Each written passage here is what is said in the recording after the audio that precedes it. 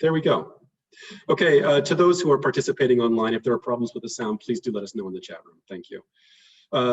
Thank you very much for the welcome, Tapsi, and thank you very much to Nanyang Technological University for allowing me to speak to the first of this series of talks in the history department. I'm excited to be able to do this and to present in particular on a topic that I am currently researching, which is Manila's role in Konfrontasi and the opposition to the Federation of Malaysia, which is a complex and very involved topic. As was mentioned at the outset, this is a hybrid lecture. I am thus addressing an audience online as well as an audience in the room. It will create a bit of the incongruity that I will be looking around the room at all of you, or focused on a laptop screen, or focused on the laptop screen, or around the room. Everyone can just sort of bear with. Mostly I'll just look at my notes. The topic of Konfrontasi is, I don't think I need to say, for those who are familiar with it, a controversial one. This is a heated political topic, which I think the best moments in history are, because they generate differences of opinion that matter, that have weight, that carry weight into the present. The material that I bring forward on the role of Malaysia, of Brunei, of Singapore, and of Indonesia, none of this is really a new scholarly contribution. I am relying entirely on the published scholarly record, which I've read a great deal on. So collating it is, of course, its own contribution, but I haven't gone into the archives for that. What is new in my scholarship is the perspective of Manila. And I am bringing to bear here government documents, both from the perspective of the Philippines and from the perspective of the United States, intelligence assessments that had previously been classified, as well as the publications of the daily press in the Philippines. And in addition to that, the publications of the Communist Party of the Philippines, which was newly reborn in this period as a major political force, as I will talk about in this lecture. The events around the creation of the Federation of Malaysia, the affair known as Konfrontasi, and its rather catastrophic outcome in 1965, which I will touch on, is an exceptionally complex tale. It involves numerous domestic actors in every one of the regional participants, Indonesia, Malaysia, Singapore, etc. And honestly, keeping them all together in a logical flow is a very difficult task, akin to, if I can draw on my own personal preference, akin to watching The Godfather Part 2 for the first time and trying to figure out what it is that Michael Corleone is up to. Or for that matter, to use a slightly more literary reference, it's like trying to read through Dos Passos' USA trilogy. There are all of these competing and intersecting narratives, all of which amount to a totality. But seeing the totality is difficult because you get immersed in a single narrative. And I think that is what we find in this story. And you may say, well, you're complicating it further by inserting Manila into this. And actually, I think not.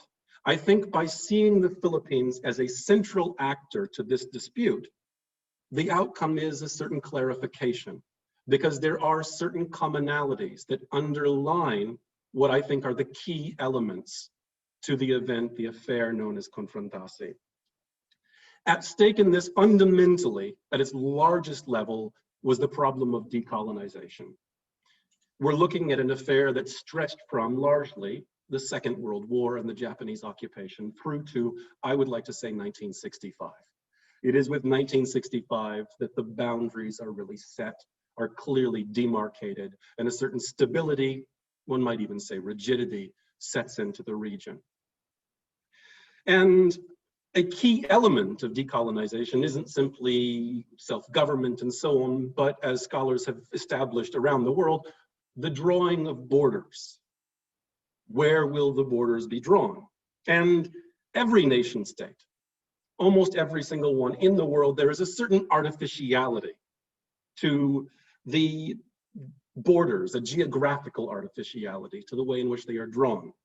They reflect a particular historical juncture and the interests that were comprised of various social forces when those lines were drawn, as well as the entire legacy of colonialism.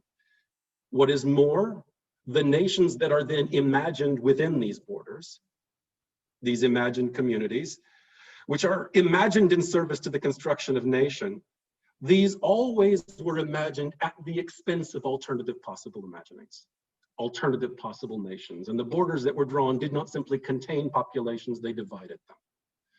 And this is very clear in the decolonization of island Southeast Asia. And in many ways, the tensions around Konfrontasi express the fact that there were numerous alternative possibilities, and every rival actor had a stake in what those alternative possibilities would be. That the fault line drawn by the British and the Dutch in 1824 down the Straits of Malacca somehow or other ran through Borneo. There's some irrationality to this. It doesn't seem to have a logic of its own, but of course it becomes a dividing line that is critical to the period that we're examining. Thus, intrinsic to the process of decolonization is the questioning, redrawing, and reasserting of these national lines and dividing and containing communities of people. Now, from the vantage point of the elite and their political representatives, the question of nationalism and of the drawing of borders was fundamentally bound up with the question of containing and preventing the spread of unrest. This was a critical consideration for every one of the actors involved in the drama that's about to play out. Every single one of them had an eye on domestic unrest and the possibility of external forces influencing domestic unrest in some way. And this was the fundamental thrust of Konfrontasi. For all of the actors, it was about containing domestic unrest, channeling it outward, and preventing external factors from influencing domestic unrest. The 1974 work of J.A.C. Mackey entitled Konfrontasi, it's a great big volume if you haven't seen it. It's one of those books that takes you half a year to read all the way through. It remains in many ways the defining work on this. A great deal of scholarship has subsequently been done on Konfrontasi. New archives have been opened, records declassified. They have built on Mackey's account, revising here and there. But in the end, the fundamental narrative that he sets out holds up. It is a very solid work, and scholars can use it still and say, this is a terrific work. However, he asserts in his account, and here's my revision, he asserts in his account, it has unfortunately been necessary for reasons of length, says the author of this voluminous tome, to exclude or minimize discussion of several aspects of the problem which deserved much closer attention, such as the role of the Philippines in the dispute. Now, there's no ellipses here. That's his sentence, such as the role of the Philippines in the dispute. In the interests of length, I've had to leave this out. He goes on, and the nuances of British, Australian, American, and Russian policy. Their importance is undeniable, but I have felt it more fruitful to stress the domestic background on both sides, rather than treat the conflict merely as part of a larger international chess game with a circumscribed set of rules and relationships. Totally get this. He wants to focus on the domestic factors, not what Russia or China or the United States are doing. But in the process, he views the Philippines as akin to Australia or Russia, and not as a domestic participant. And this is the criticism I'm leveling here. I think that we gain a great deal in our analysis of Konfrontasi if we treat Manila, we treat the Philippines and the Macapagal presidency specifically as one of the core components to the dispute, as a central actor with its own set of motives and with a profound influence on the way in which it played out. It was, in fact, a rival claimant, and it was a central figure in the conflict.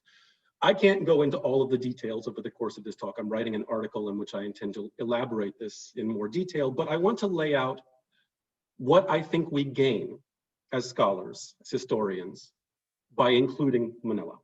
And then I want to walk through, in broad brushstrokes, what Manila's role was and interlace it with the established narrative. The inclusion of Manila as a central actor, I argue, highlights the regional character of the dispute. This was not simply a dispute between two nations, an emerging nation and a somewhat established nation between the Federation of Malaysia and Indonesia. It was a regional dispute over the shape of Southeast Asia, of island Southeast Asia. It also demonstrates, I argue, the integrated nature of the region in this process of decolonization. And there is a certain fluidity, not only to borders, but to organizations and actors, not just from the top down, but from the bottom up. Throughout this, we see grassroots organizations of various sorts, some tied to communist parties, some not, moving across borders and engaging with each other about the shape of island Southeast Asia. In its stead, by 1965, we see a certain balkanization, the set-in of stability, of longevity of leaders, and everything appears much more fixed. This has a profound impact on our scholarship. Earlier scholars of island Southeast Asia did not trouble themselves quite so much with the question, does Southeast Asia actually exist? And I remember as a graduate student, we all have this sort of imposter syndrome. Am I really an intellectual as we come into graduate seminar? And this was, of course, compounded by the fact that the first day in our seminar on methods in Southeast Asia, we were told, well, is Southeast Asia really a thing? And what constitutes Southeast Asia as a region? It's a very salutary concern that it not simply be bound up with Cold War discourse and so on and so forth. But I think to a certain extent, it reflects the end result of 1965, in which you have these established nations that have their own interests on a world stage that don't really engage in the same way that they used to on a regional level. In fact, the first work of scholarship on Southeast Asia written in the post-65 period is In Search of Southeast Asia, 1971, written by a host of new scholars, David Wyatt, Chandler, Smale, etc.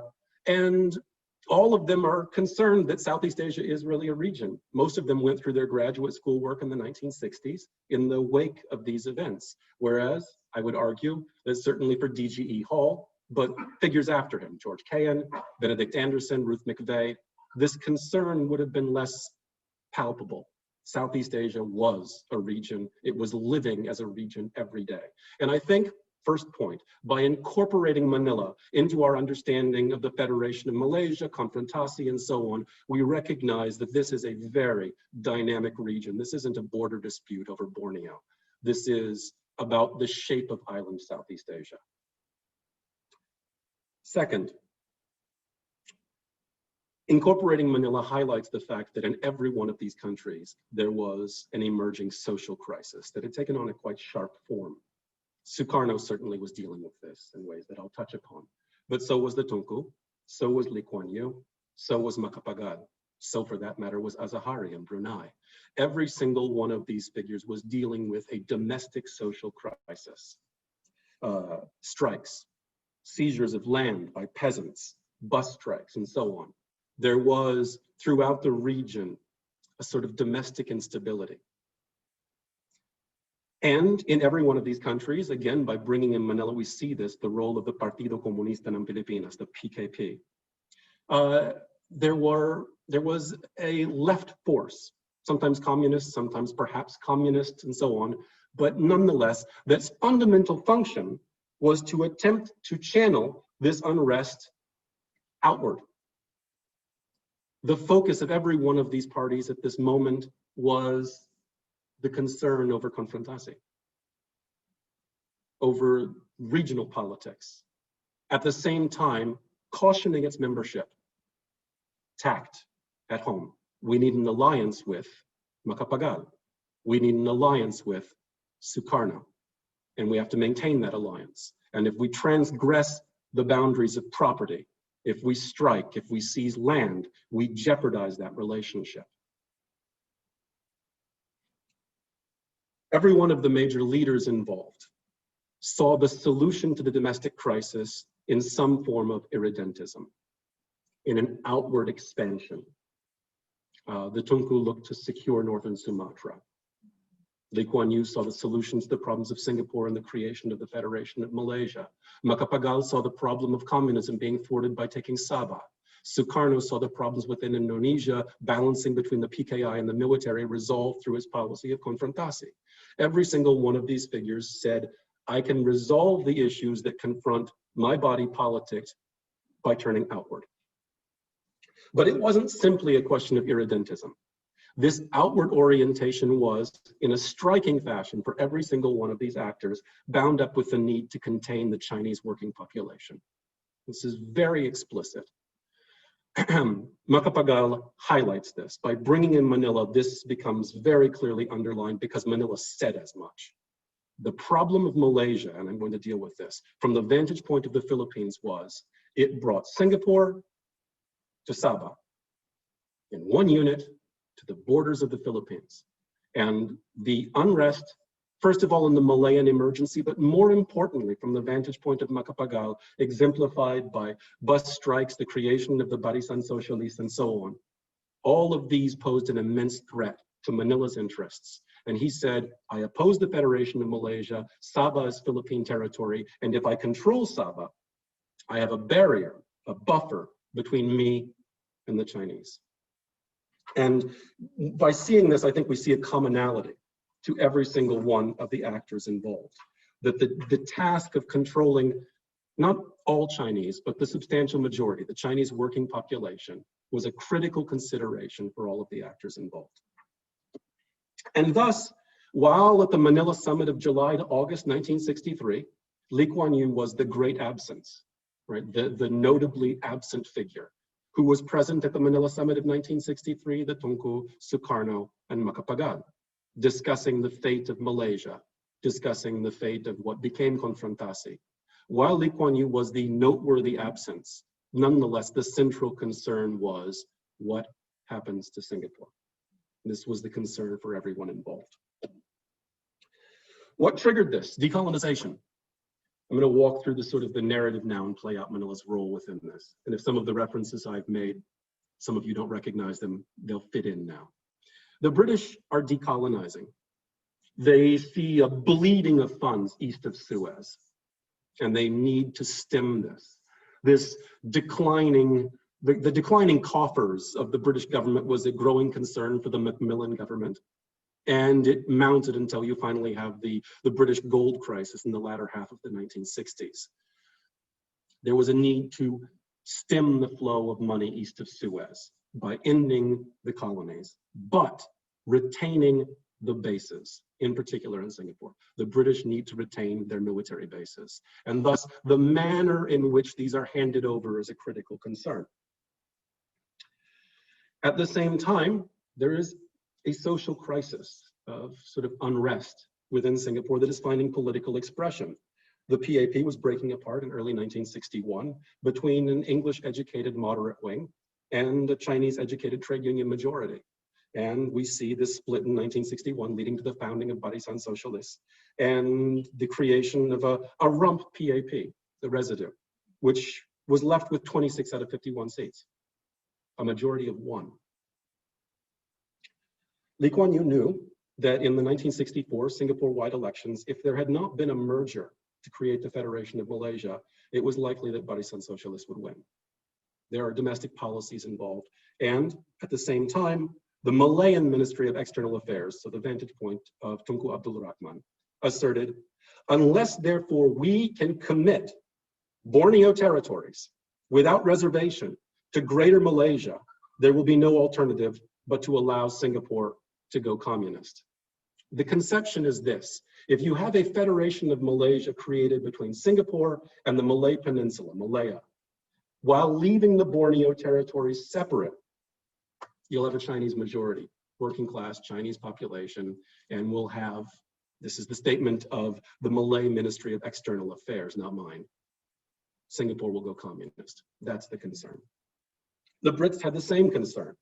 The Cabinet Defense Committee stated, if Greater Malaysia, meaning including the Bornean territories, is not in view before the review of the Singapore Constitution in 1963, we will have to suspend the Constitution, perhaps for an indefinite period. We should be very ill-placed in Singapore if we had to maintain our position in circumstances of local hostility. Domestic unrest resolves itself through outward expansion. The Federation of Malaysia was seen as the solution to this, and that required the incorporation of the Bornean territories. When this was announced in 1961, the solution to the problem of Singapore, etc., and to the British loss of funds east of Suez, the need to maintain military bases. It's all very neat and tidy scheme considered in the Colonial Office and the Office of Commonwealth Affairs. When this was announced, in Manila, there was consternation. In particular, from the Sultan of Sulu in the Philippines, who had a claim, a proprietary claim, and a territorial claim to Sabah from the old Sulu Sultanate. The old Sulu Sultanate incorporated not simply the southern islands of Sulu, but a portion, not all of it, it's not exactly congruous, of North Borneo, what became known as Sabah. And they recognized that if the Federation of Malaysia went ahead, they would lose this claim. Their fundamental concern here was not territory. At this time, they were not interested in reestablishing the Sultanate, although they may assert that at different points in their history, this was not the concern of 61, 62, 63. The fundamental concern was that the British were supposed to be paying rent for the claim of the Sulu Sultanate. It was a lease, they argued, and that lease needed to be extended. And if the Federation of Malaysia were created, they needed to be assured that they would continue to receive money, or that they would receive money for their claim to Sabah. A number, there's no other word for them, a number of adventurers, profiteers, had attempted to turn the territorial claim of the Sulu Sultanate into gold at various points in history from the late 1940s into the 1960s. One of them, a man named Nikos Manya, figures very prominently in our story. Nikos Manya came from one of the most prominent political families in the Philippines, based out of Cebu in the Visayas. And he was sort of a ne'er-do-well, a rich scalawag. I don't know how else to term him. He was the son of the aristocracy. To be honest, I think when the Commonwealth Office saw him, they knew his type. They recognized the sons of the aristocracy and their adventures and swindles. And Nikos Manya contacted the Sultan of Sulu and said, look, I can put your claim forward. We need to form a corporation. So they formed the Kiram Corporation, based on the Sultan Kiram. And the Kiram Corporation asserted the proprietary claim of the Sulu Sultanate to Sabah. And Nikos Manya went to the British office and so on and so forth to promote this. The entire thing has an almost farcical character to it. It's bizarre. One of the other members of the Kiram Corporation was a white Russian, an aristocratic Russian who lost out during the Russian Revolution, who claimed that he was one of the people who murdered Rasputin. Okay. And trading on this notoriety, he sort of levied himself as something of an actor in Southeast Asia and was a member of the board of the Kiram Corporation. This is a shady character, okay? And in 1961, when the British announced, we're going ahead with the Federation of Malaysia and it's going to incorporate the Bornean territories, Nikos Manya sees a problem. And he tries to turn this into a claim for money. The British say, take a hike. So he does something else. He reaches out to A.M. Azahari in Brunei. And it is actually one of the most striking aspects of my research on this. The Brunei revolt, which in many ways is the precipitating factor in Konfrontasi, originates in Manila. To a very large extent, it originates with the Kiram Corporation and with Nikos Manya. But before I can go to that dramatic development, let's set a few more actors in motion. I told you this was complicated. You're like, where's Michael Corleone? Anyway, I'm going to keep going with the Godfather analogy. You'll have to forgive me. Diosdado Macapagal is president of the Philippines at this point. And he was a man who was well aware of the Philippine claim to Sabah. He had put forward the Philippine claim to the Turtle Islands off the coast of Borneo in the late 1940s, and it succeeded, and the Turtle Islands become the outermost islands in Philippine territory. He knew about the claim to Sabah. He was aware of it. It wasn't something that came to his attention in '63. In December 1961, under the influence of Nikos Manya, the Philippine press begins printing accounts of the Philippine claim to North Borneo. The Philippines Free Press, one of the most prominent news weeklies, ran a story that says, North Borneo belongs to us. This is just as Macapagal takes office. But Macapagal took office under truly unusual circumstances. Every historian is in the end a storyteller. I think. I am. And this is my story. My story for the day is the story of Harry Stonehill. Harry Stonehill was the man who bought the 1961 presidential election with explosive consequences. Harry Stonehill, I can't go into all the details, it's a wonderful story. Born Harry Steinberg, a Polish Jew in Chicago, he travels to the Philippines in the Second World War and sticks around and sees a business opportunity selling chocolate bars and cigarettes taken out of the A rations that were left over from the US military. And then he recognizes an opportunity and he smuggles Virginia tobacco into the country because it's a better strain of tobacco than the domestic variants that had been used to create cigars. And he creates a business empire out of this. Amazing story. He's truly an amazing man. I may sound like I have a certain begrudging admiration for him. He was corrupt as hell. When Time magazine wrote a story on Harry Stonehill, they said Harry Stonehill resembles the sort of character that the late Sidney Greenstreet used to play in the Warner Brothers beaded curtain thrillers. So think the Maltese Falcon, something like that. I'm going to keep going with movie references.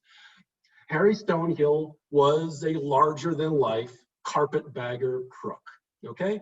And he established a business empire. And the local elite hated him because who is this upstart GI, right? Who now encroaches on our turf. And the American community hated him. You know, that's not how we do it. We stay at the Army Navy Club, we go to the US Embassy, we don't. There are all sorts of terrible phrases they used to use for this. The one that's most common is go native. It's a horrible phrase, but that is how they talked about Harry Stonehill, right? So he has a number of enemies, but he's gotten quite wealthy. Among his friends, by the way, is Stan Lee, the Marvel Comics guy. He has to make a cameo everywhere. Here's his cameo. Stan Lee said that Harry Stonehill was the greatest guy. Apparently they were GI buddies. At any rate, Harry Stonehill needs political influence, and in the 1961 presidential election, it's a three-way race. Diosdado Macapagal, vice president, is running for president. Carlos Garcia, whom the Americans do not like, current president, is running for re-election.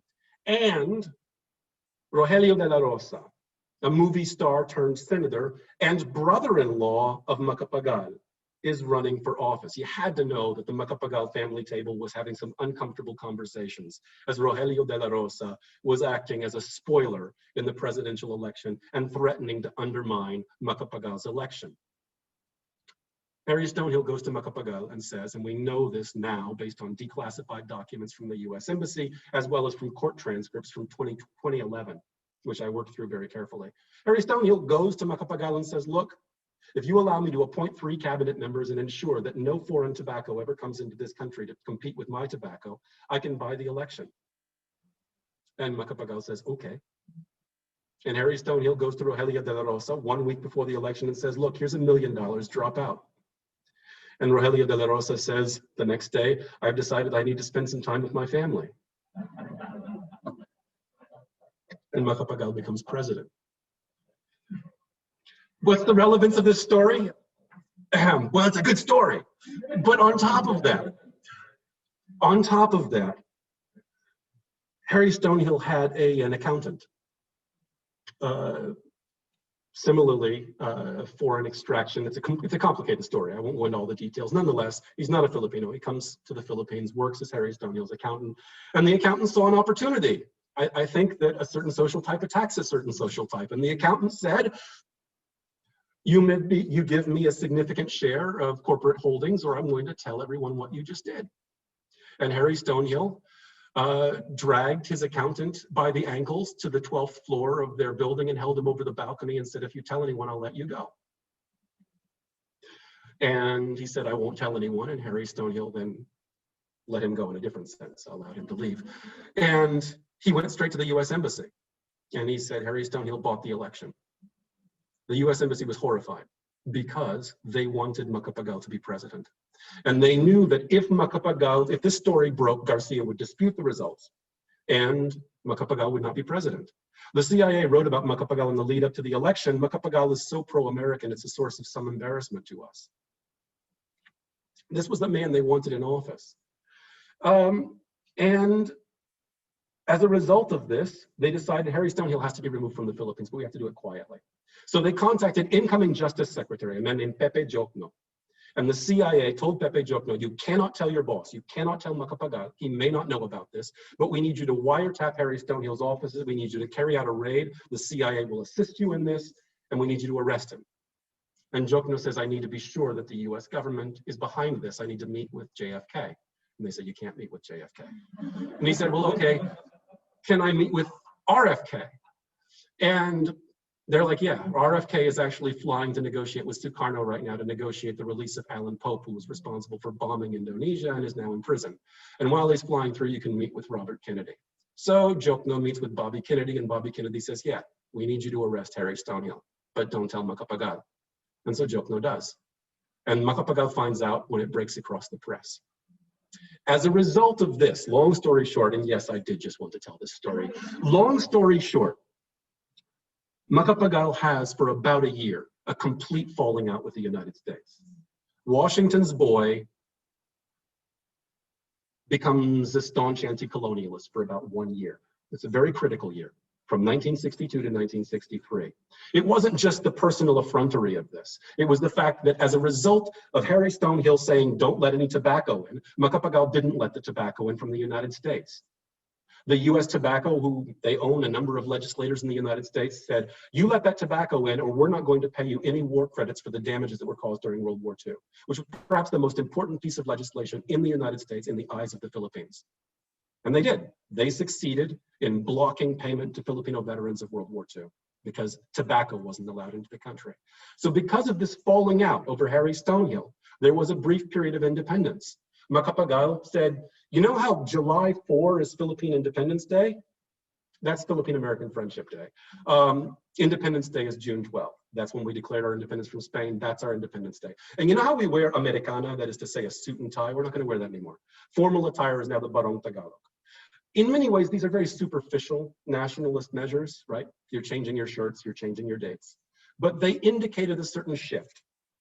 And it is in this period, looking to present himself as the continuator of what he called the unfinished revolution, and beginning to secure support from the newly reborn Partido Comunista ng Pilipinas, the Philippine Communist Party, despite the fact that Macapagal himself was a diehard anti-communist. Because he was presenting himself as an anti-imperialist, he began to ally with the other figure in the region who put forward similar rhetoric, Sukarno. And in fact, they used the same language. Macapagal began to speak of the neo-colonial forces and so on. He began to speak of newly emerging forces. He began to speak of the need to carry out an unfinished revolution. It is in this context then that in December 1962, actually late November, A.M. Mazahari, the founder of the Partai Rakyat Brunei, the People's Party of Brunei, travels to the Philippines. J.A.C. Mackey, in a phrase that I find absolutely wonderful, described the Brunei revolt as a trivial, almost Gilbertian little affair. Right? Gilbert and Sullivan. But I have to point out, I'm going to build on his little metaphor, Azahari, the very model of a modern major general, was in Manila at the time that the revolt broke out. The central figure at the time, you wouldn't know it now, you look back on it and you know about Azahari and maybe you know about Zaini or something, but the central figure at the time in the eyes of the world press was not Azahari, it was Nick Osmeña. Nick Osmeña was the spokesperson of the Brunei Revolt and on the Revolutionary Council of the Brunei Revolt. Along with him were a number of other leading Filipino figures, including a cabinet member in the Macapagal administration, Hermenegildo Atienza. There were others, Primitivo Mejares, who was a journalist and subsequently associated with the Marcos administration and then an opponent of the Marcos administration. The point is this, it was deeply embedded in the interests of the Philippines. The operations that were conducted in North Borneo by forces associated with the Brunei Revolt were overseen by a military officer who had trained for years in the Philippines.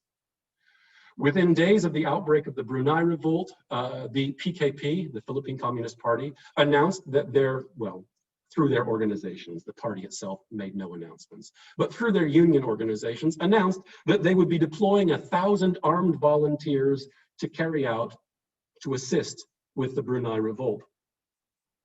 Macapagal immediately hesitated because it was apparent within about 2 days that the Brunei Revolt was not going to succeed. And within about a week and a half, Macapagal announced that he wasn't in fact supporting the Brunei revolt. What was the motive in this of Azahari? What was the motive behind this from the vantage point of Brunei? Why was it conducted from Manila? It's a complex story, but in the end, Azahari, at the head of the PRB, was a significant political actor on the stage in Brunei. But the creation of the Federation of Malaysia would have reduced him to trivial insignificance. Brunei was not the protectorate, was not going to figure prominently in this new federation. But if, prior to the creation of the Federation of Malaysia, it had been possible to create Kalimantan Utara, if it had been possible to create a federated state of North Borneo, under the reemergence of the Brunei Sultanate, this was the slogan of Azahari, then that would constitute a political base for Azahari that could then merge with the Federation of Malaysia. And in fact, Azahari informed the Tunku that within a month of the formation of Kalimantan Utara, he would join Malaysia. Just give me enough time, give me 30 days. Once I pull this off, we're all good. In the process, he channeled what was social opposition in Brunei, most of it was hostile to the Sultan. This is very clear from the record of Mackey and others. Behind the Sultan, claiming that the Sultan represented the interests of North Borneo generally, Sabah, Sarawak, and Brunei, and failed miserably in this. It went nowhere. The British Colonial Office wrote that the great majority of the population in both colonies, that is to say Sarawak and North Borneo, are opposed to the creation of Malaysia. And Azahari was not mobilizing them in opposition to the creation of Malaysia. He was mobilizing them to consolidate his own political interests prior to the creation of Malaysia. But Manila was a central factor in instigating this, precisely because Nick Osmania and company were attempting to establish the proprietary claim of the Sulu Sultanate. And Azahari had a commitment with Nick Osmania that if the Sultanate of Brunei was reestablished across all of North Borneo, they would honor the proprietary, not the territorial, claims of the Sulu Sultanate. There'd be a payoff.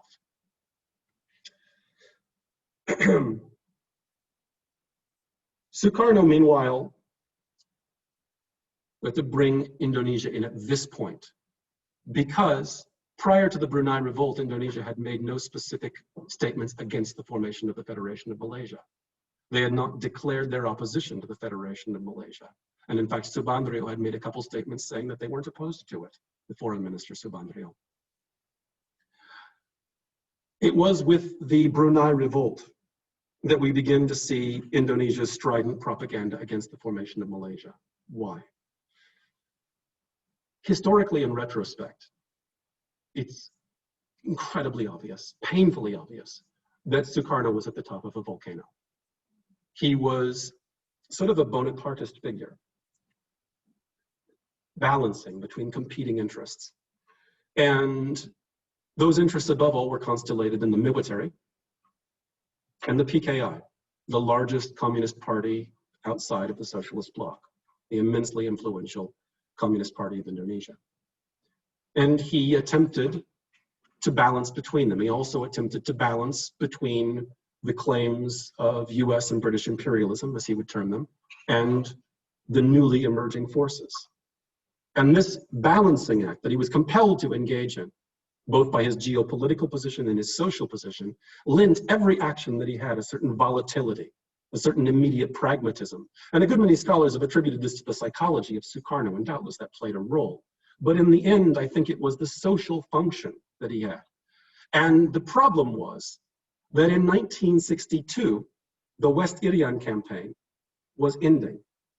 The military had been mobilized to complete the creation of Indonesia by ending the last of the Dutch colonial holdings and so on. And a great deal of anti-colonial rhetoric was invested in this. And it was able to channel both the PKI, who could denounce imperialism, and the military, who could maintain a state of martial law. Both of them had a common interest. And Sukarno was able to ride atop them. But as the West Irian campaign ended, Sukarno confronted a situation in which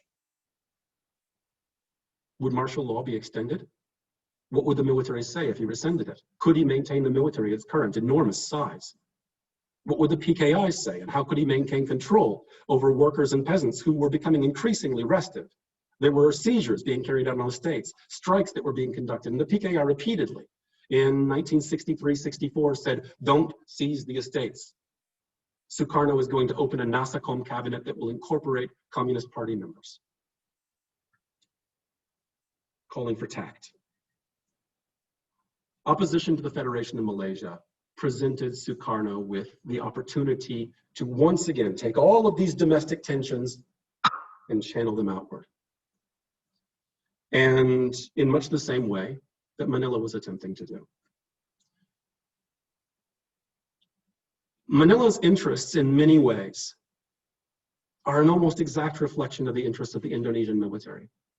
If you read what Manila, that is to say Macapagal, and the official establishment are saying at this time, the line that is established by the Indonesian military, also closely tied to Washington in many ways. They have a similar orientation, a similar interest, and they follow a similar pattern, as I'll demonstrate. The military not only, however, had ties to the United States, it was also funded to a certain extent by the Soviet Union that sold arms to Jakarta. And the small arms that were used in the West Irian campaign had been secured from the Soviet Union. The PKI, meanwhile, because of the Sino-Soviet split, was opposed to the Soviet Union and increasingly oriented towards Beijing. Again, tensions playing out in society have an international correlate.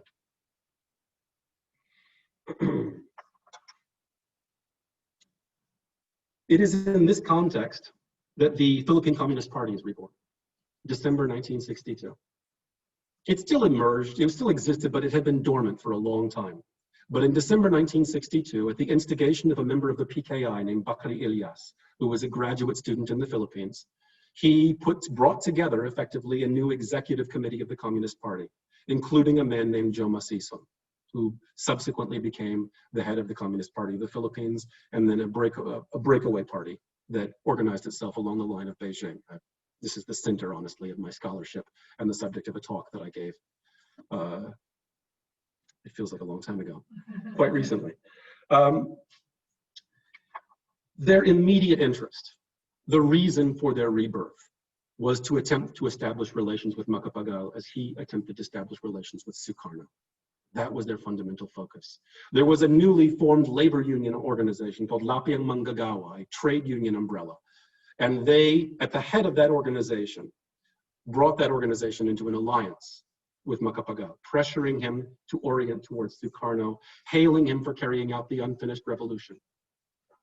For him, for Macapagal, from his vantage point, pursuing an opposition to Malaysia was a way of securing control over domestic unrest because the PKP would support him if he oriented towards Jakarta. And they did so in a context in which explosive strikes broke out across the Philippines. Macapagal's own interest in the affair reflected that of the Philippine elite in general.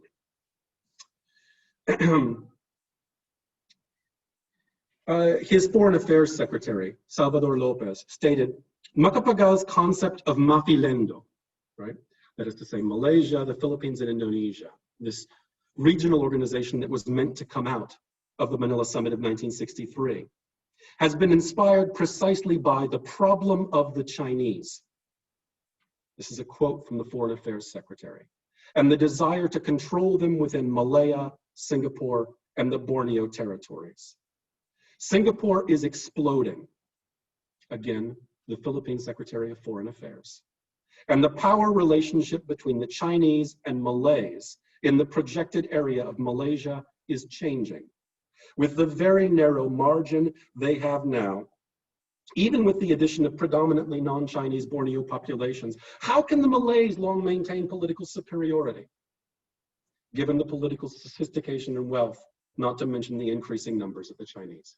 This is the concern of the Philippines, and to a large extent, it's a concern of all of the other actors as well, containing and controlling the Chinese working population, who are seen as the seedbed, the hotbed of unrest. The CIA issued very similar statements in February 1963, assessing the situation in the region. It is for this reason that Macapagal sought to secure control over North Borneo. There's a wonderful quote, which I'd like to read because it sums up, I think, in somewhat paradoxical language, the competing influences for Malaysia at the time. This is a quote from a scholar named Noble, the Philippine claim to Sabah. Security was an essential consideration. See if you can figure out who's involved here.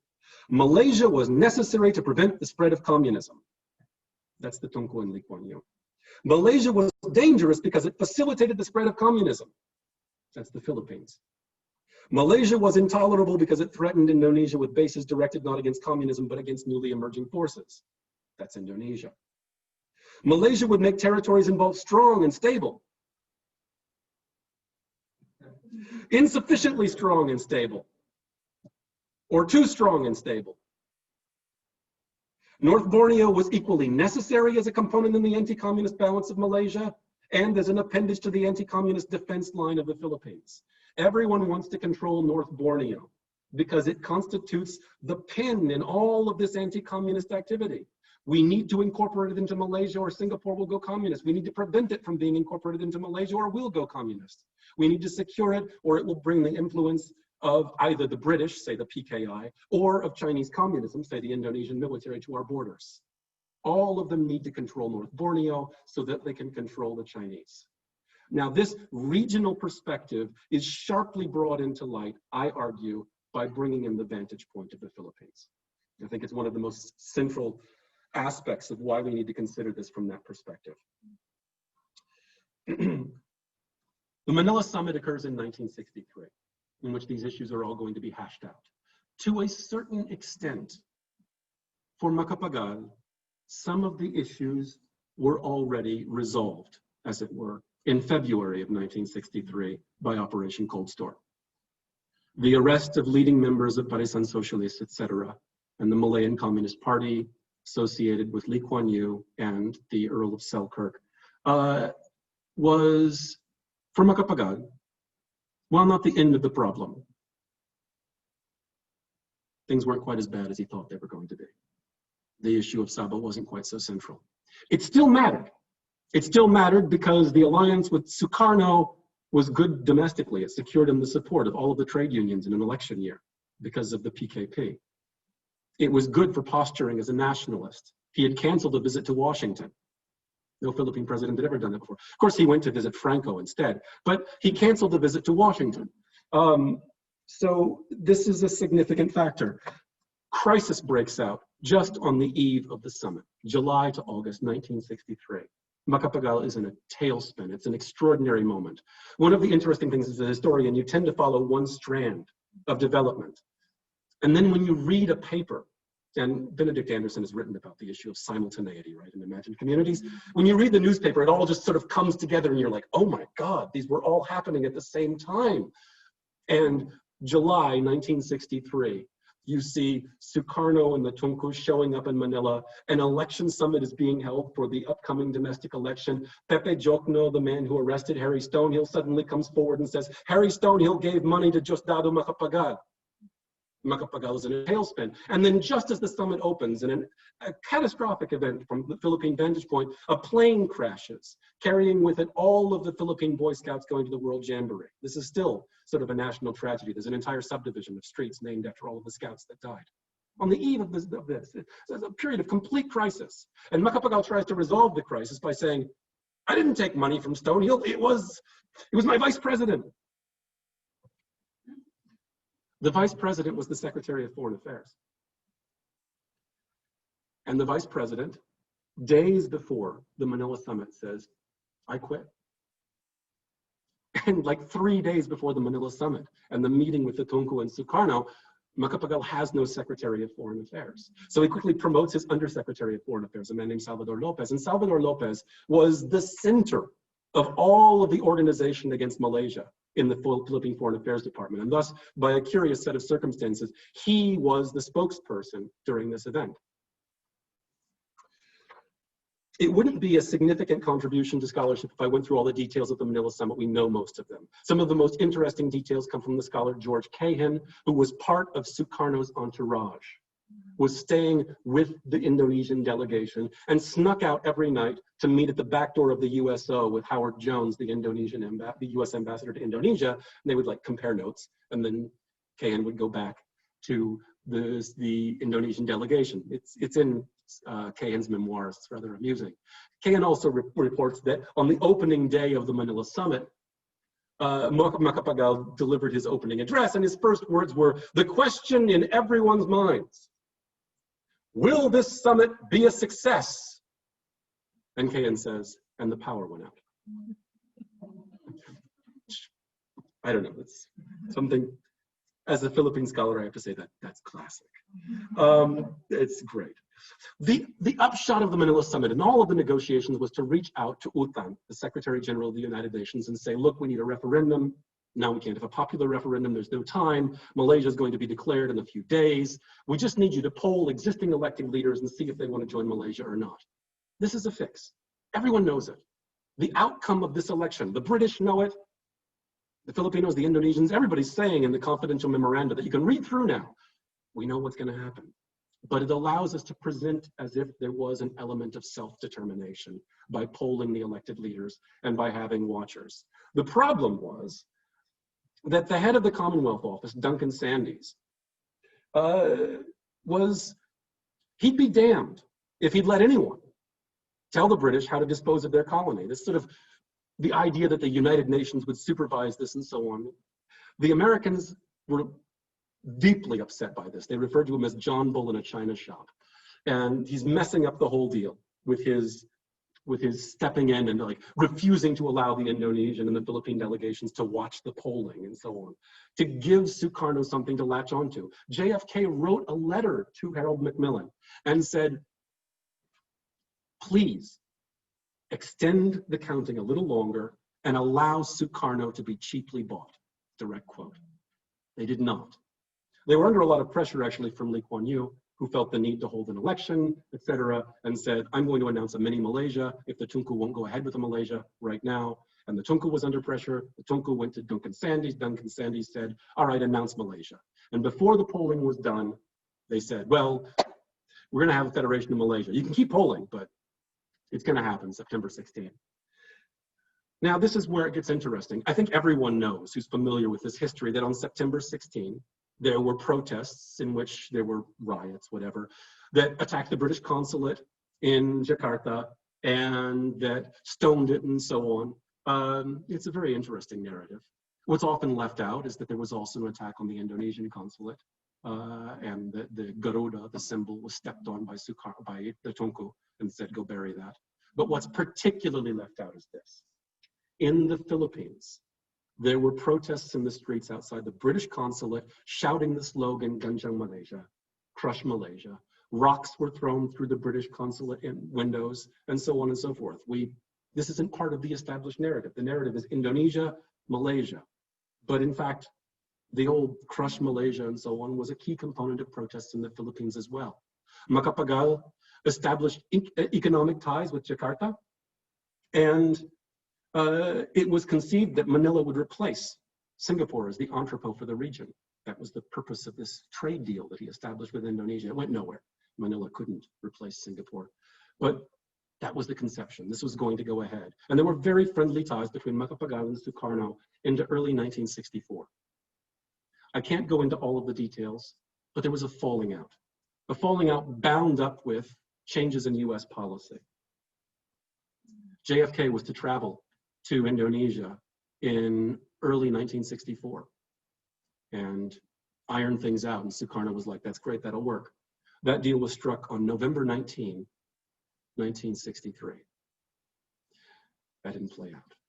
LBJ had a very different policy. There was a legislative amendment that prevented aid to Indonesia called the Broomfield Amendment. It's a complicated thing, but LBJ's focus above all was on Vietnam. And he reaches out to Macapagal and he says, I need you to send troops to Vietnam, long before the Gulf of Tonkin incidents, and says, we're sending troops to Vietnam. I need you to send troops to Vietnam. Macapagal says, I'm on board. I'm your man. And at the same time, tensions with Indonesia mounted considerably. The line in the Philippines very closely followed developments within the Indonesian military itself. And as the Indonesian military began more and more to sort of rattle its saber at the PKI, as Sukarno's own health waned, and all forces involved were like, what happens if he dies? the Philippine elite, in conjunction with the Indonesian military, began talking about the dangers posed by Indonesia. They started arresting Indonesians in the Philippines in the thousands, rounding them up, referring to them as Indonesian wetbacks, which is a very specific American ethnic slur, which leads me to suspect that Washington may have had a hand in some of the anti-Indonesian propaganda that was being iterated in the Philippines. Many of them died of flu and other diseases while they were waiting to be deported. Indonesians were now spies. The figure Bakri Ilyas was arrested and deported as a spy, instrumental in the founding of the PKP at the time. All of the organizations that Macapagal himself had helped oversee the creation of in 62 to 63 were now hounded as communist organizations by Macapagal himself. The PKP reoriented, backed Marcos, the rival for president in 1965. Marcos said he would keep Philippine troops out of Vietnam. A week after his election, he said, "I'm sending troops to Vietnam." When the events of September 30 finally unfolded, and Suharto launched what amounted to a genocide against the PKI and the seizure of power, there was a breath of relief from the Philippine elite. All of the major dailies. The Manila Bulletin ran front-page pictures of Indonesians in a ditch, a mass grave, about to be shot. And the caption said, "Indon Reds getting a taste of their own medicine." Columns in the daily press said, "Indonesian coup, a blessing in disguise." They latched onto it with the same alacrity that the Indonesian military did. To bring all this back onto itself, to conclude, by examining the role of the Philippines in the affair known as Konfrontasi, I think we get a richer sense of how this was a regional affair.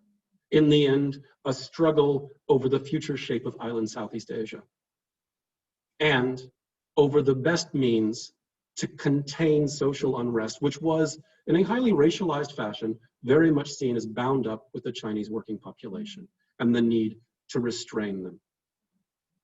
The region has never before in modern history felt so alive and integrated. It's in many ways a terrifying period because we know what's coming, but it's alive. Something is moving and happening between countries at every moment. That is lost. In the wake of 1965, we have Operation Rolling Thunder in Vietnam, the slaughter of the PKI in Indonesia, the breakup to a certain extent of the Federation of Malaysia, the independence of Singapore, and the establishment of rulers that we will see for the next 3 decades. Ferdinand Marcos takes office in 1965, imposes dictatorship in 1972, Suharto, etc. There's a certain stability, a certain rigidity. It feels very different. It feels very national. It feels less regional. And I think looking at this period and bringing Manila into the center of it allows us to see an earlier time when decolonization was still a process and when all of this was still very much in flux. So with that, I'll turn to questions. Thank you so much.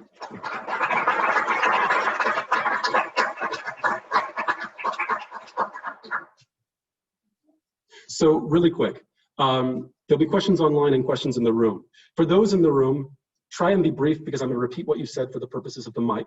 For those online, I'll read the question out loud so those in the room can hear it, or Tapsi will read it out loud. Tambo.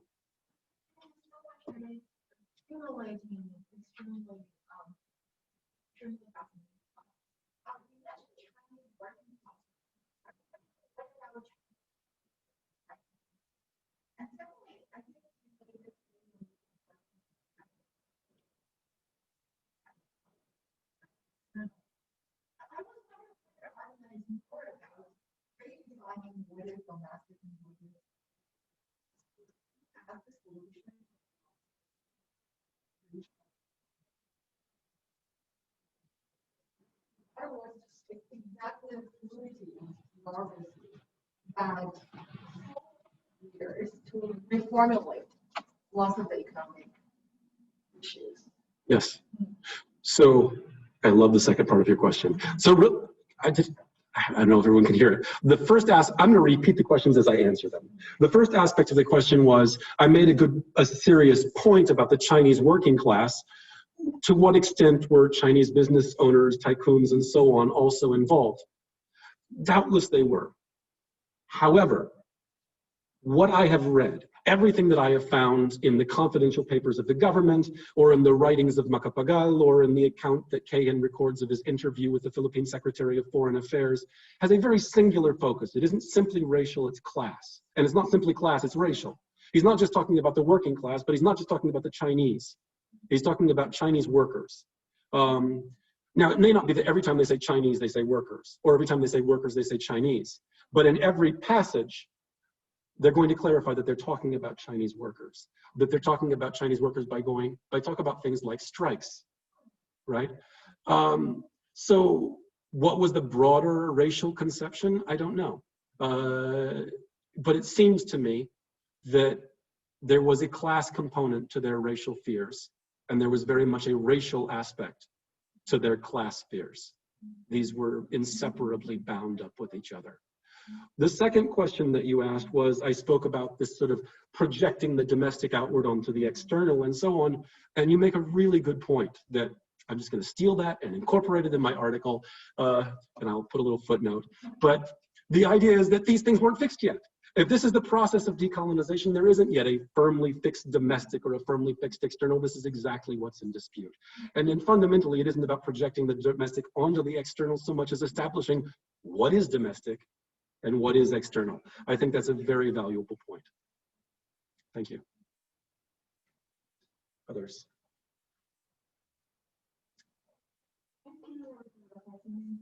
Thank you.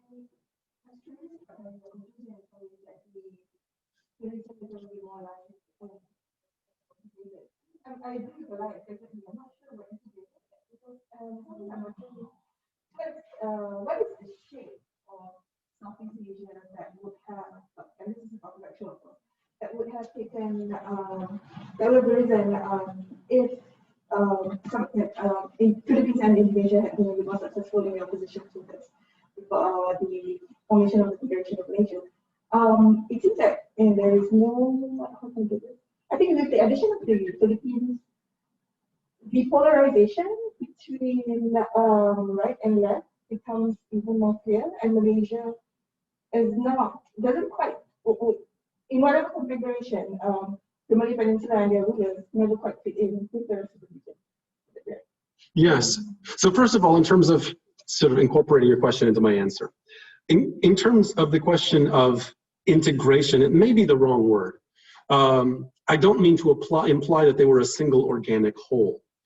I mean that at no point in modern history can I think of a period in which actions of one day in Jakarta have an immediate impact on the broad public of Manila or Kuala Lumpur or Singapore, like that, and in which events are occurring with a certain simultaneity and connectedness. And it's not simply a top-down connectedness. This isn't the period of, say, ASEAN, where you meet regularly and then wear the preferred native dress and hold hands across and so on and so forth. This is about grassroots organizations who are constantly moving back and forth, some with government funding, some without, who are attempting to establish what will be Southeast Asia, what will be island Southeast Asia specifically. And will island Southeast Asia be Malaysian or will it be Malay?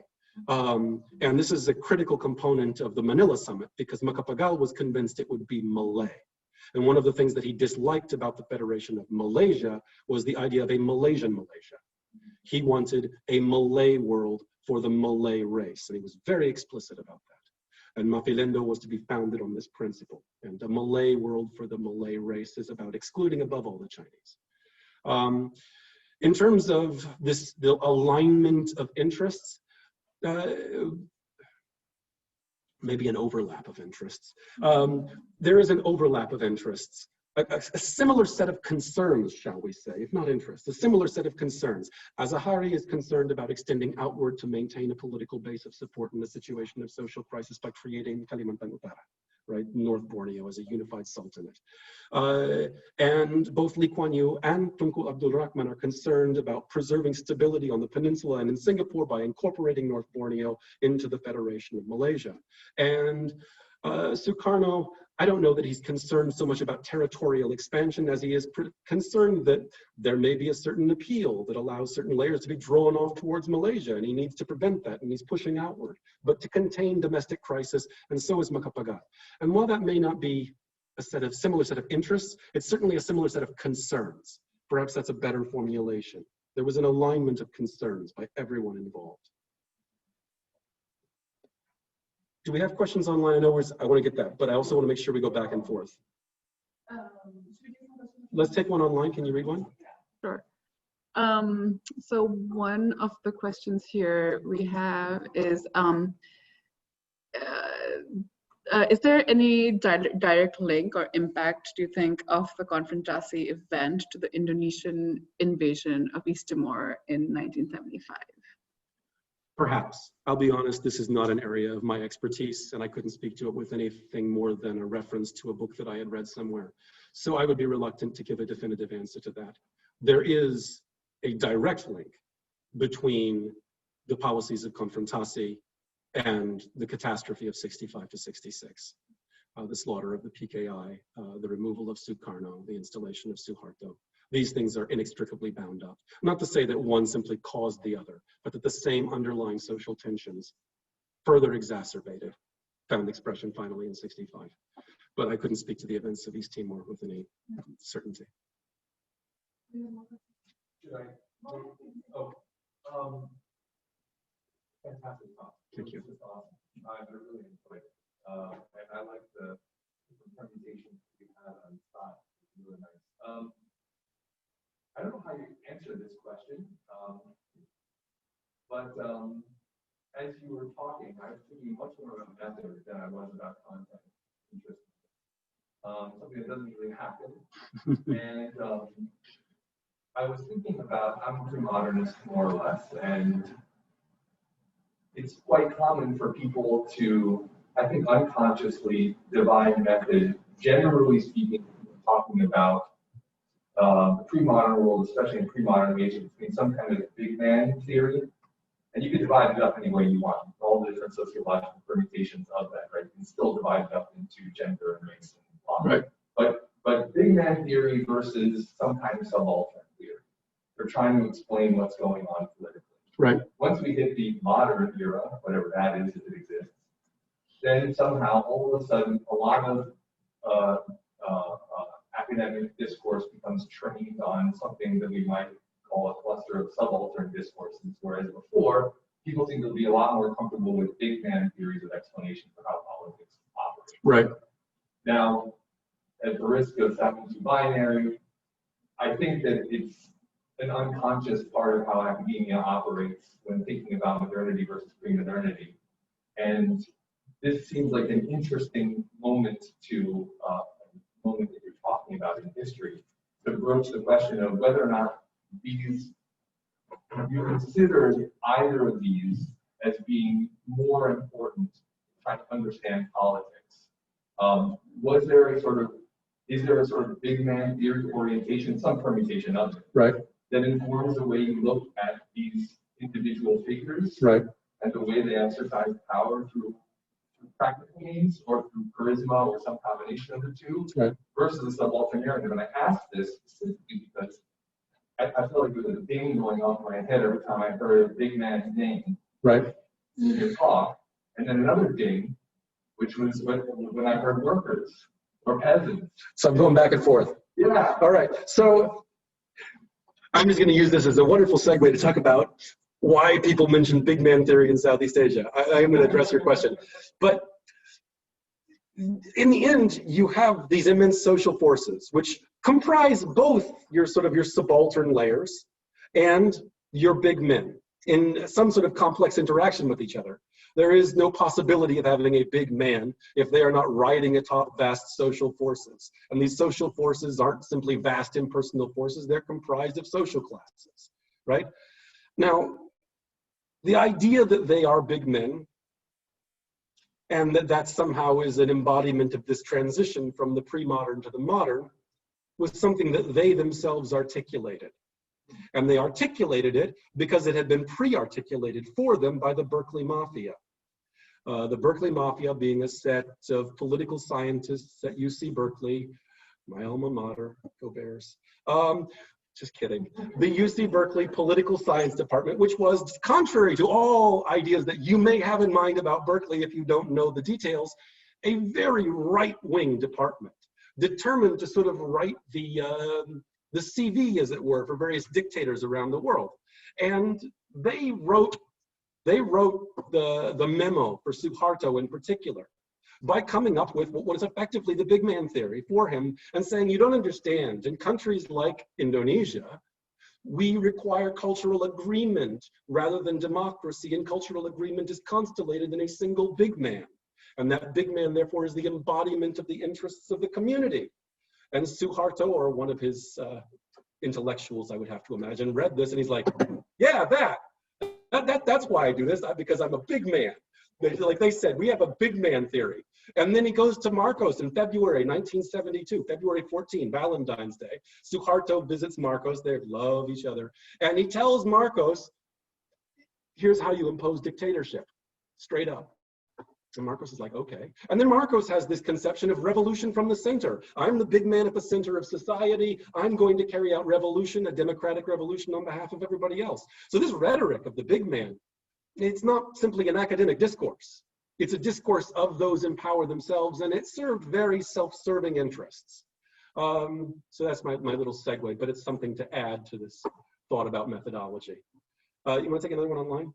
Yeah, there's another question actually about leaders or elites, and you're being asked to discuss the role of leaders or elites in Mindanao. Right. That logically is a segue from my talk, because it's bound up very much with the claim of the Sultan of Sulu and so on. I can't do it justice in a little bit of an answer tacked onto a lecture. It deserves a talk of its own. But I think it will tie into some of these other questions that I've seen popping up on my monitor, which is, why does the Philippine claim to Sabah keep coming up? It's not just one time. If you really pay attention to the newspapers, every once in a while, in a very weird way, you'll just be like, okay, war in the Middle East, and so on and so forth. And someone in the Philippines wants to claim part of Malaysia. What the hell? Right? That's just bizarre, isn't it? But no, this is a long-standing claim, and it reemerges at certain junctures. Marcos secretly trained an invasion force so that they could take back Sabah, and it was exposed by Ninoy Aquino in this sort of back and forth as they vied for who was going to rule in the Philippines. And when the plan went awry, he executed many of, well, he didn't personally, but his troops executed many of the trained invasion force. During the late 1970s, early 1980s, some of the bourgeois opponents of Marcos began training forces in Sabah. They were in Sabah training an invasion force to go back into the Philippines to overthrow the dictator. And they used this to carry out bombing campaigns in Manila. It's always been this back and forth. It's very permeable. The ideas about porous borders by Eric Tagliacozzo is incredibly relevant here. But it's particularly relevant in Mindanao, where there are rival claimants of autonomy, of national sovereignty in that region among a deeply oppressed population that suffered the weight of Spanish colonialism, American imperialism, and now the Philippine government, and are looking to establish some sort of independence, perhaps. What form exactly that takes depends on what organization you consult.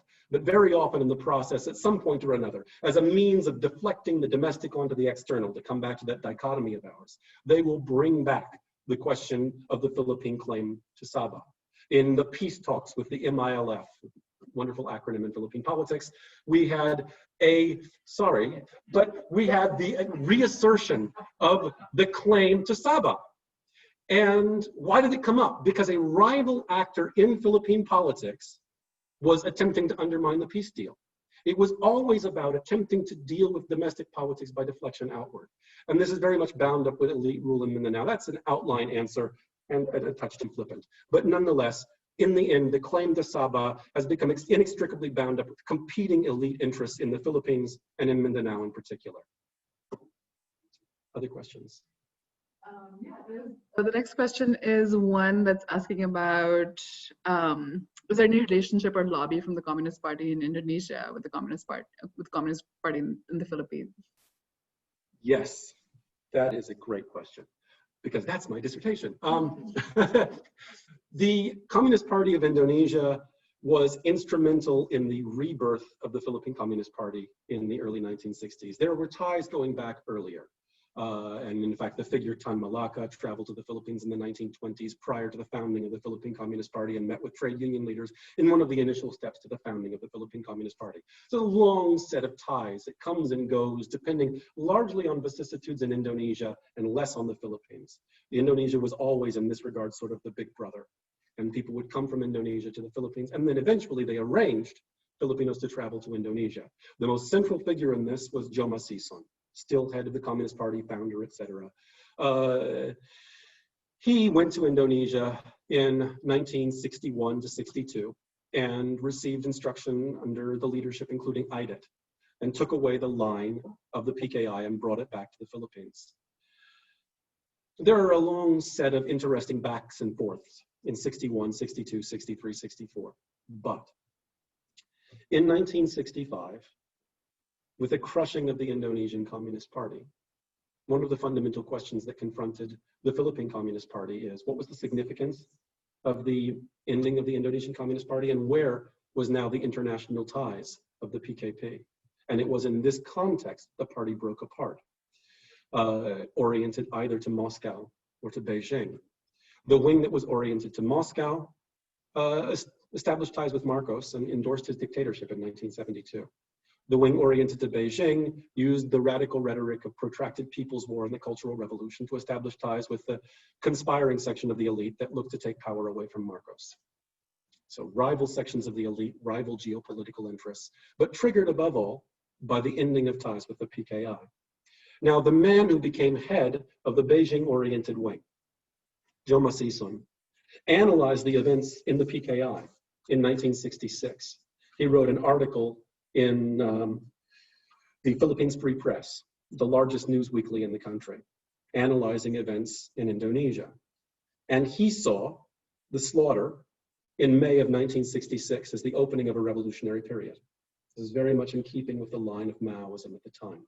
Rather than the greatest defeat for the working class in Southeast Asia in memory, he saw this as the opening of a revolutionary period. Why? Because Nasution and Suharto, he said, while murdering hundreds of thousands of communists, he knew the scale of what was involved, nonetheless had organized indirectly its most persistent enemies into an organized national united front. It had brought a section of the capitalist class into an underground united front, he claimed. And they will bring in great numbers behind them into an anti-fascist struggle. That was his argument. He went on, he said that middling and left elements within the middle class have been thrust from positions of responsibility. They will also take up arms. So for him, the slaughter of the Communist Party was less significant than the fact that certain elements within the middle class, he argued, would be radicalized by this. And further, that for every murdered communist, an aggrieved relative or friend would take up arms. South of the Philippines, he wrote, we watch for developments to make Southeast Asia the storm center that it is supposed to be. The struggle for power in Indonesia is far from over. The struggle for power in Indonesia was over for a very long time. When the question of power came back to the fore in the 1990s, there was no longer a communist party in existence. It had been murdered. But this line, which he took from Mao, was instrumental in their assessment of martial law under Marcos. Martial law aids revolution, they said. The more that the state is fascist, the more people will rise up. So there is a shared political fate between the PKI, the PKP, and the CPP. One that is a very complicated one and worth investigating. But this is a critical moment in sort of the establishing of these ties. We time some more? I think there's one more. Okay. Does anyone here want to have a question, or should I? Let's take one more online. Okay, so let's take, there are two actually related questions. One, and excuse me if I butcher the terms, if Mafilinda was conceived as a kind of broad Malay ethno-state, then to what extent would that consider or gloss over religious differences? And there's another question saying it's in a similar way to the question above, how would the envisioned, quote, Malay world for the Malay race, end quote, ethno-state consider the nuances of cultural identity of a Hispanized Philippines or and a Javanese Indonesia? Those are terrific questions. And I think they highlight the limitations of Mafilondo. Mafilondo was, in the end, to be blunt, a half-baked scheme. It served immediately politically expedient interests. It didn't have a vision of Malay ethno-state. It was in its rhetoric. Its rhetoric was all about a Malay ethno-state. And some of this rhetoric was very sort of expansive, newly emerging forces, anti-imperialist, and so on. U.S. Ambassador Howard Jones kind of summed it up. He said, a lot of this is pure Sukarno, which I think is an apt characterization. Which isn't to dismiss it. Sukarno was the most titanic voice in many ways of this entire affair. But it had no legs on the ground, as it were. It existed on paper. And the realization of Mafilondo was the idea that the Philippines would establish a Mafilondo office in Jakarta. We did get that far. We saw that occur, that Manila established a Mafilondo office in Jakarta. The Indonesians established some sort of an office in the Philippines. But by September 17, Malaysia had already withdrawn its ambassador from the Philippines and severed all diplomatic ties with the Philippines. So you're not exactly going to have them in Mafilondo. It never got far close enough along the road to realize its vision. And its vision remained sort of a manifesto, nothing more. So it's hard to say. And that manifesto never really addressed how it would handle religious relations, for example, which for the largely Catholic Philippines had generally meant excluding Muslims from power. And Sukarno wasn't addressing it. He was addressing it more with his concerns of Nasacom and so on and so forth. But nonetheless, this wasn't the fundamental concern.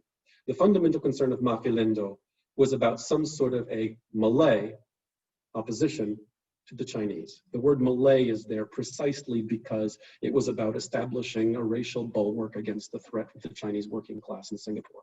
That was the fundamental concern for both Macapagal and Sukarno. And as such, sort of its broader implications, where it might have gone, what it might have meant, would be purely speculative because it never went beyond a manifesto. Its political realization was halted within the space of a month.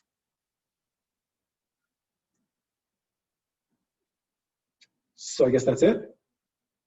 One final question. One final question. Yay. 2 minutes. Oh. Mhm. Please. So if you're very good at talking about that kind of mobility role, what is the language of Nanyang, Malaysia? Banners. A lot of the banners said "Crush Malaysia." Okay. One of them said "Mafilondo Si," which, I mean, that's Spanish. So it was very multilingual. No, I didn't actually see one that said Ganjang Malaysia, although doubtless that was the reason why they had banners that said Crush Malaysia. I mean, Sukarno delivered his Crush Malaysia speech, his Ganjang Malaysia speech, the same day that he signed a deal with Shell Oil, giving them an extended contract in the country. And the oil companies were ecstatic about Sukarno's deal. Roger Hillsman writes that this moment, July, August 1963, prior to Duncan Sandys messing the whole thing up, that's the perspective of Washington, was the moment when Sukarno abandoned communism and turned to the West. He enacts the measures of the IMF, all of them. He signs a deal with oil companies, and he's backing off on the claim to Malaysia. And then on the day he signs a deal with the oil companies in a desperate attempt to shore up domestic politics, this balancing act he's forever engaged in, he says, "Crush Malaysia." And that then becomes the slogan of the protests, both in Indonesia and in the Philippines. But in the Philippines, they were in translation. All right, I think we should end that there. Thank you so much, Joseph, for an absolutely fascinating talk. And thank you to everyone who was here here in person and everyone online. We had a pretty steady number of participants at a good, healthy 80, which I'm quite excited about. So follow us on NTU on NTU History, and thank you again. Thank you very much, everyone.